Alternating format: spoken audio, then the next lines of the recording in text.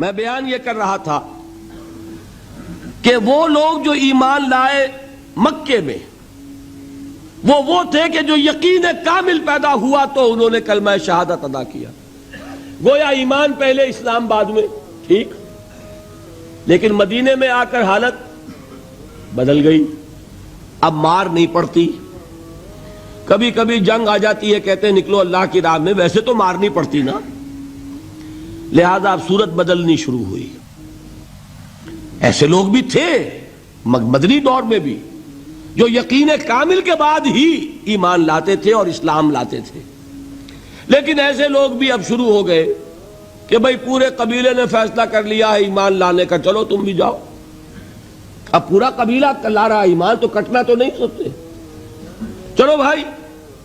چل کے حضور کے ہاتھ پر بیعت کی، اسلام لے آئے، لیکن کوئی دھوکہ دینے کا ارادہ بھی نہیں ہے.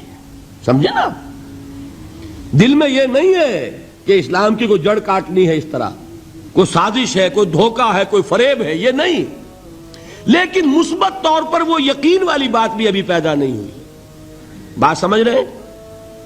یہ کیفیت کب شدید ہو گئی؟ اذا جاء نصر اللہ والفتح ورأیت الناس يدخلون فی دین اللہ افواجا. جب فتح حاصل ہو گئی، اللہ کی مدد آ گئی اور فوج در فوج لوگ ایمان میں داخل ہو رہے ہیں، اس وقت جو رو چلی ہے، اس رو میں اکثر لوگ کون تھے؟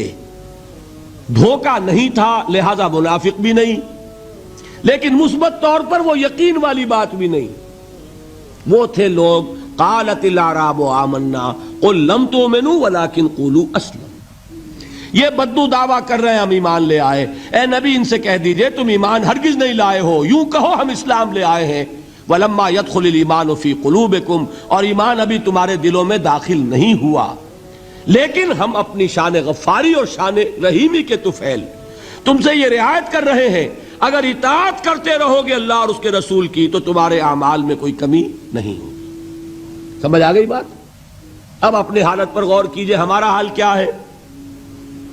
وہاں رو چلی تھی اور یہاں ایک چکر چل رہا ہے. باپ کا بیٹا مسلمان، اس کا اگلا بیٹا مسلمان. وہ جو میں نے کہا تھا ہم مسلمان کیوں ہیں؟ By accident of birth. ہم سوچ کر ایمان لائیں کیا؟ ہم نے خود غور و فکر کے بعد ایمان قبول کیا ہے. اللہ جس سے توفیق دے دے، ہو سکتا ہے، اب بھی ہو سکتا ہے. سوچئے، غور کیجئے، تفکر کیجئے، شعوری طور پر ایمان لائیے، وہ ایمان اور ہوگا. اب تک ہم میں سے اکثر کا حال کیا ہے کہ صرف ایک چکر ہے نسلی، نسل بعد نسل اسلام آ گیا. اسلام تو آ گیا، کیا ایمان بھی آ جائے گا اس طرح؟ ایمان نہیں آتا اس طرح، اسلام آیا ہے. ہمارا حال کیا ہے؟ اکثر و بیشتر وہ اسی آیت کے مصداق ہے. قالت الاعراب آمنا قل لم تؤمنوا ولکن قولوا اسلمنا ولما يدخل الایمان فی قلوبکم. تو بتائیے ہمارے لیے کتنی بڑی نوید ہے یہ، کتنی بڑی خوشخبری ہے یہ کہ اللہ نے یہ وعدہ کر لیا ہے. اگر بات یہ ہوگی کہ جب تک ایمان نہیں ہوگی نہ نماز قبول نہ روزہ قبول، تو ہمارا کوئی مقام پھر تھا؟ اللہ نے کتنی بڑی اپنی رحمت فرمائی، کتنا فضل فرمایا. اس حالت میں بھی اطاعت کرو گے تو اللہ تمہارے اعمال کا اجر و ثواب عطا کر دے گا. اب چوتھی چیز، نوٹ آف کوشن، یہ اطاعت ہونی چاہیے کلی اطاعت، جزوی نہیں. جزوی اطاعت اطاعت نہیں. اللہ کے 10 احکام ہیں، 5 آپ نے مان لیے، 5 آپ نے ٹھوکر مار دیے. کیا کہیں گے اسے؟ یہ اطاعت ہے؟ سمجھ لیجئے، یہ جزوی اطاعت اطاعت نہیں. اس پر تو اللہ کا غضب بھڑکتا ہے. افتؤمنون ببعض الکتاب وتکفرون ببعض.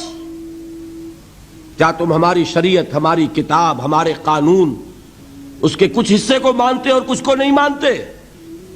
فما جزاء من يفعل ذلك منكم الا خزي في الحياة الدنيا ويوم القيامة يردون الى اشد العذاب.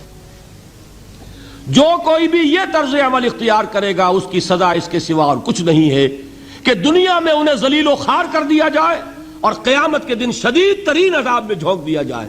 وَمَا اللَّهُ بِغَافِلٍ عَمَّا تَعْمَلُونَ، اور اللہ غافل اور بے خبر نہیں ہے تمہارے کرتوتوں سے. He knows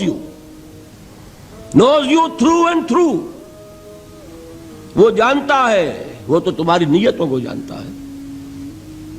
ان اللہ لا ينظر الى صورکم ولا اموالکم ولكن ينظر الى قلوبکم واعمالکم.